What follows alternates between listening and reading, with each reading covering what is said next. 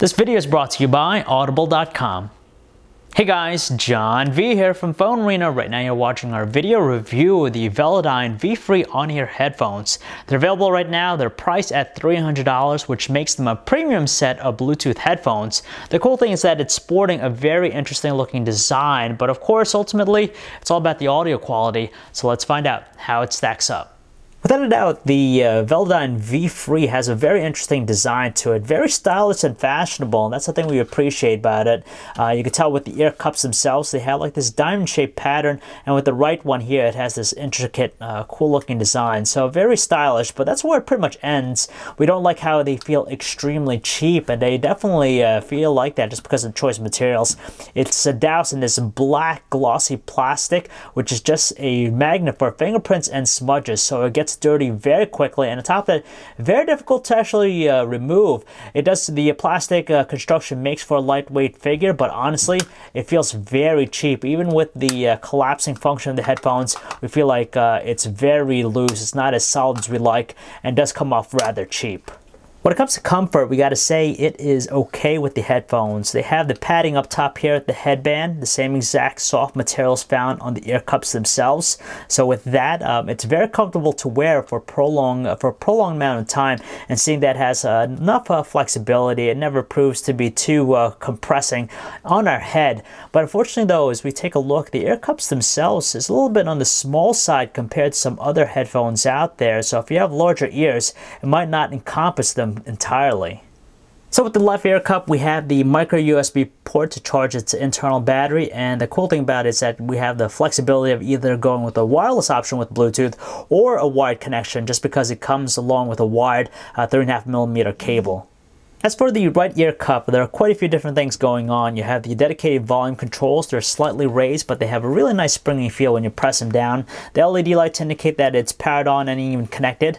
On the other underside, you have the microphone, and the outside is actually housing some physical buttons for different functions. And at first, when we're using it, very difficult to make out just because they're flat, so they're very indistinguishable. And of course, seeing that we're not able to see them as we're wearing them, it proves to be a little bit of frustration with it. So the bottom one here is a multi-function button, so you could use it to pause, play, pick up, end phone call. This one right here, if you hold it down, either turns it on or turns it off.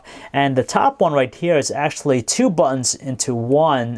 You have the fast forward and the reverse. As I said already, it's pretty much difficult to actually feel them out, but after using it for quite an extended amount of time, you kind of get the feel of their locations. Now let us say a few words about our sponsor, Audible.com. Audible is a leading audiobook service with a catalog of over 100,000 hit titles like The Hunger Games or 50 Shades of Grey, just to name a few. What's more, if you go to audiblepodcast.com/PhoneArena, you'll be able to download one free audiobook and listen to it at any time on any device. So if you want to get started with this beautiful service, just head on over to audiblepodcast.com/PhoneArena.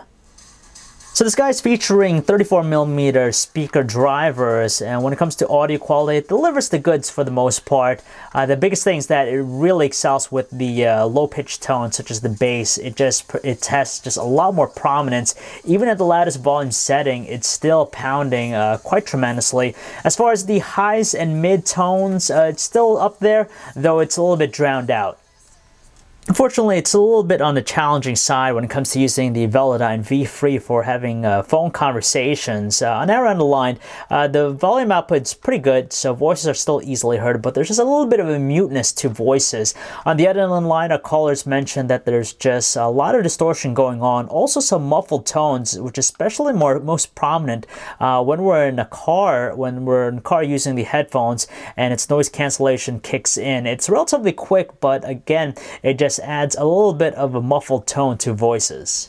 So its battery is rated to provide 10 hours of usage, but in our real-world experience, using it primarily just for listening to music, we got a little bit over the 8-hour mark, which is still behind a 10-hour tally, but nevertheless, it's still decent enough in our books. Luckily though, in terms of the charging time to get its battery up back to 100%, it only takes an hour and a half for that to happen.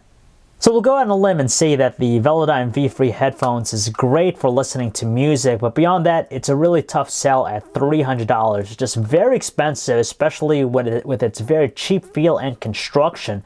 On top of that, it's not the best thing for conversations. So if you'd like to learn more about the Velodyne vFree headphones, guys, you could check out our website, PhoneArena.com. It's John V. Thanks for watching.